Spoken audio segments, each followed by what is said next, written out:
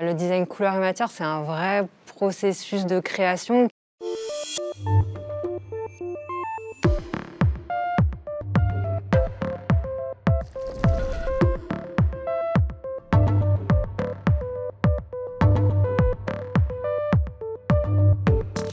Je suis Julia Bourrel, designer couleur et matière pour la marque Peugeot depuis 7 ans maintenant. J'ai d'abord commencé en tant qu'expert décor et matériaux, et puis par la suite en tant que chef de projet pour un véhicule automobile, donc notamment la 5008 et 3008, et aujourd'hui pour un véhicule en avance de phase. J'ai un parcours qui n'est pas automobile. J'ai commencé par étudier le design textile et matière aux Arts Déco à Paris. Et par la suite, en fait, je me suis retrouvée un peu par hasard dans l'automobile avec un stage chez un équipementier. Il y avait une grande richesse des matériaux et d'innovation, et c'est ça qui m'a vraiment plu. La particularité de l'équipe couleur et matière, c'est d'avoir des profils très différents, issus donc, du design de mode, d'architecture. Et ces différents talents vont nourrir l'univers de la marque Peugeot. Au sein du design Peugeot, il faut savoir qu'il y a plusieurs entités, le design extérieur, le design intérieur et le design couleur et matière. Le design couleur et matière, c'est un vrai processus de création, et en fait, on va vraiment intervenir au démarrage d'un projet automobile sur tout ce qui va être visible dans le véhicule. Donc, travailler vraiment en co-création avec les designers intérieurs et extérieurs. La couleur, elle fait partie vraiment intégrante de notre travail, avec ma collègue qui est designer, expert matériaux, teinte de caisse. Donc elle va vraiment rentrer en profondeur dans chaque teinte et de vraiment pouvoir proposer une gamme de couleurs. Trouver la meilleure façon en fait, de traduire une émotion, un univers global. Donc, par exemple, dans l'intérieur, ça va être dans le choix des matériaux et des associations. On a beaucoup de technologies dans le cockpit, et à travers en fait, les matières, ce qui est très important chez Peugeot, ça va être de trouver la bonne équation entre des matières chaleureuses, confortables, et en même temps voilà, des objets qui vont être plus technologiques. Créer le lien pour concevoir un objet de mobilité qui va être spécifique, identitaire de la marque Peugeot.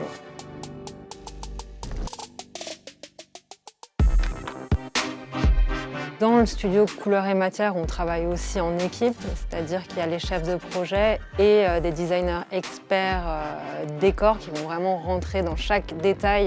On va travailler à partir de tendances. On va essayer vraiment de comprendre à qui on veut adresser le produit, quelle expérience on va pouvoir donner à travers les matériaux, les teintes. Pour cela, on va partir d'un brief produit.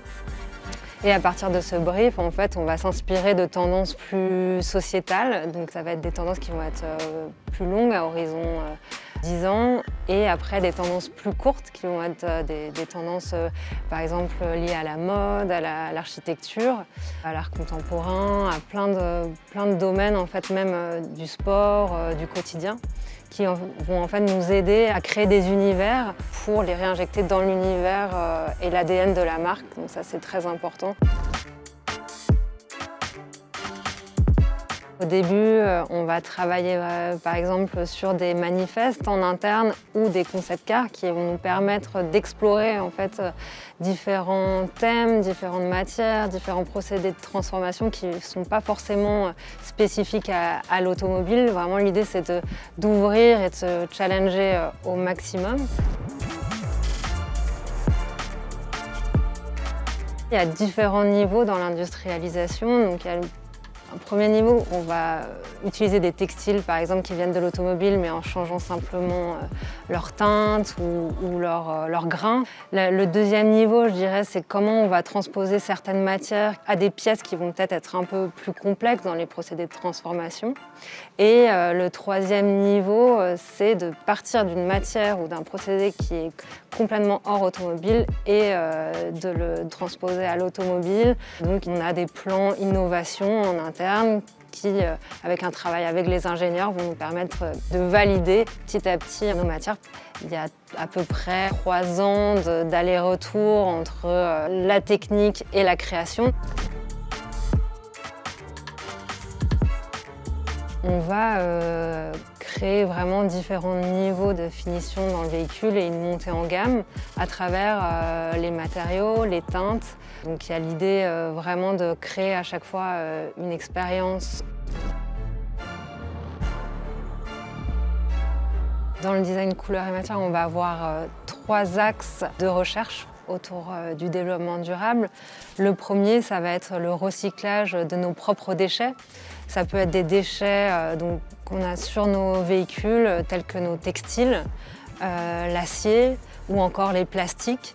Et en fait, on va imaginer pour les véhicules futurs des façons de réutiliser ces déchets pour les valoriser esthétiquement aussi. La deuxième partie, on va travailler sur l'axe de l'allègement. Donc on va essayer de ne pas forcément recouvrir nos matières, travailler sur des aspects un peu bruts.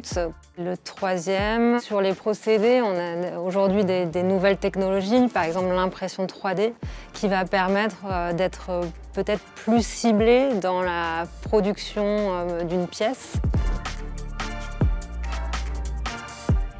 Peut-être que l'objet, ce serait celui que je n'ai pas encore trouvé, la matière qui va me surprendre.